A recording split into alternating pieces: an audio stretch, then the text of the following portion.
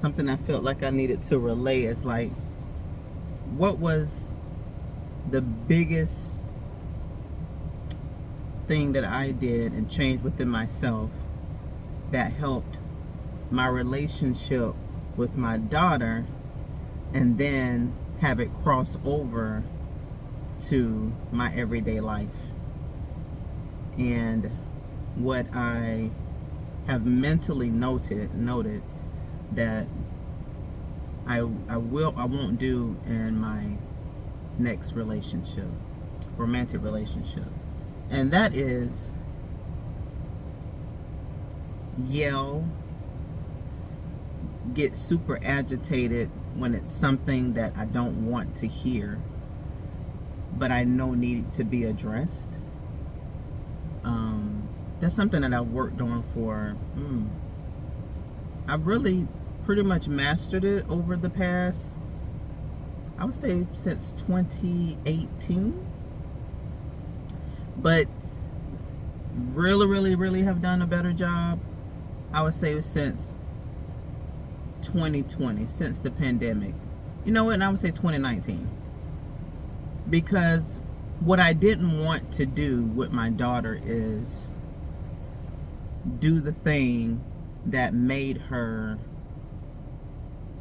become withdrawn from me. Like, she'll withdraw if I just yell, or can't really seem to listen, get super defensive. Is it something that she tell me that's on her heart? And that was really before our mother-daughter journey that I used to get really upset, because the mother-daughter journey started really like 2016. And we both went through a lot of different growing pains. We went through a lot of different changes, in a good way. It wasn't so good when we were going through it. It was pretty challenging, but I realized that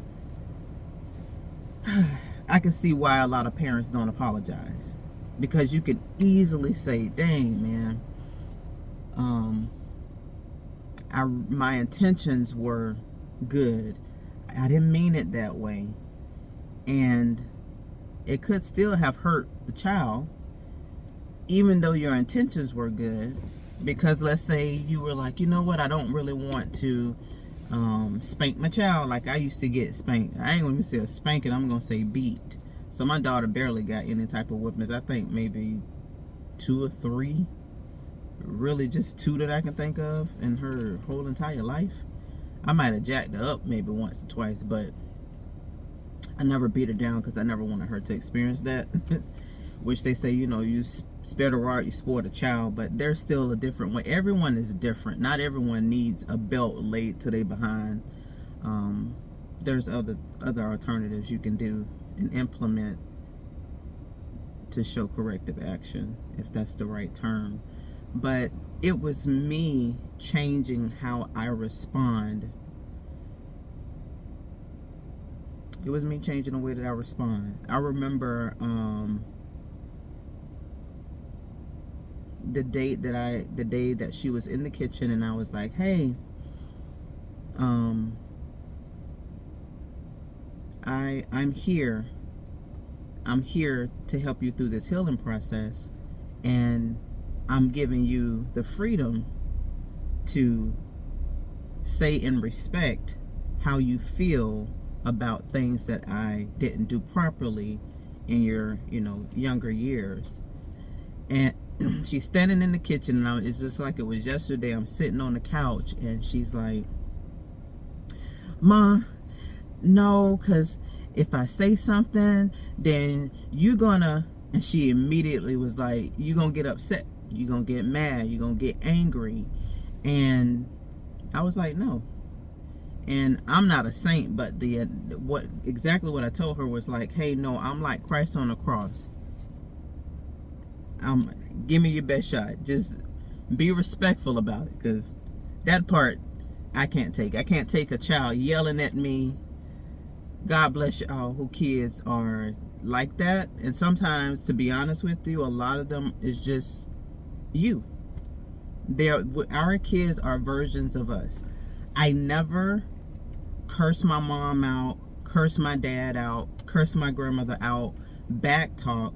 So I got really back what I gave, but I also got the bad part, which was the, silent treatment, passive aggressive behavior.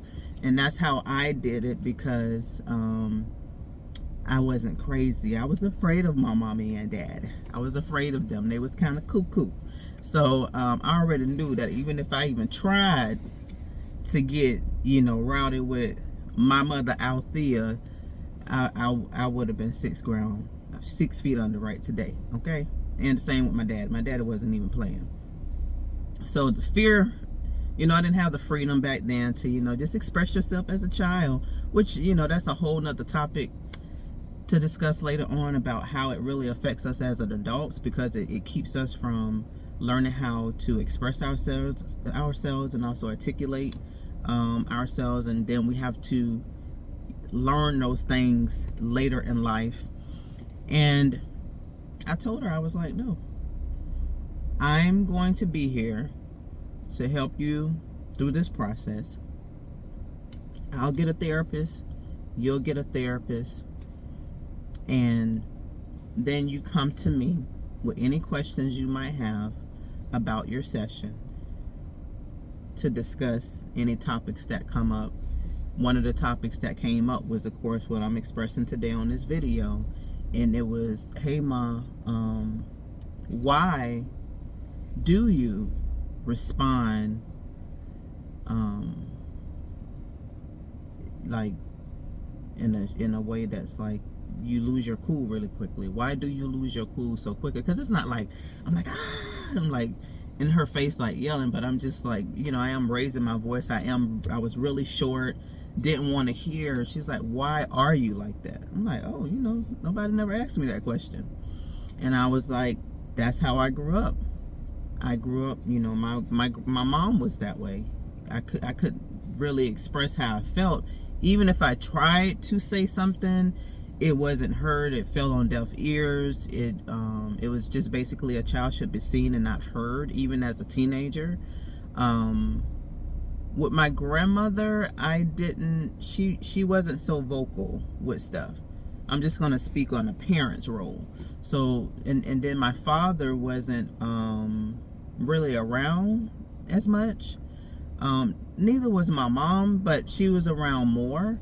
And so she really was more influential in my life when it came to how I,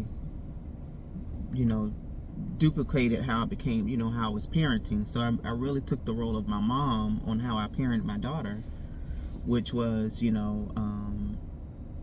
I didn't whoop her, like I said, probably about 2 or 3 times, but I really was, hey, we're not going to discuss whatever it is what I don't agree with. And that was a problem. Just think about that. Not really being able to express yourself in a polite way and like, hey, this is bothering me. Now you have to, and you don't even have somebody you can talk to. So you're holding that in, which I did as well. And I'm thinking like, dang girl, don't you see how that messed you up? But you don't really think about the patterns. You know what I'm saying? And so I don't know if my mom got it from her parents and she just passed it on down, but